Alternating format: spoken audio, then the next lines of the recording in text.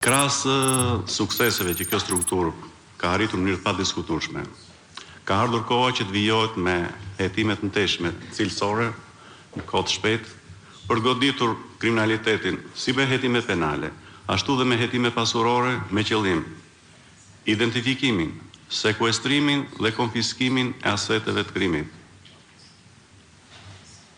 Me qëllim për të shënjosur kulturën e pandëshkueshmërisë dhe promovimin e barazisë para ligjit për të gjithë qytetarët. Fal reformës në sistemin e drejtësisë, tashmë prokuroria është organ i decentralizuar. Prokurorët janë pavarur.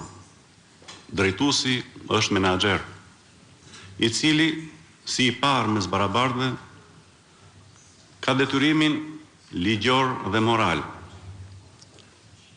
të siguroj kushtet e nevojshme të punës, të orientoj burimet njerëzore që kanë dispozicion, si dhe kapacitetet e infrastrukturës për të goditur palishmërinë.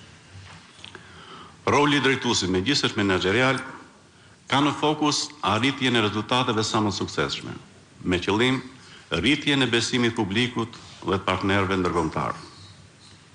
Kjo garanci duhet që të ndërtohet mbi ekuilibrin ndërmjet interesit publik në ikra dhe respektimit drejtave të njeriut, duke standardizuar praktikat më të mira ndërkombëtare në këtë fushë.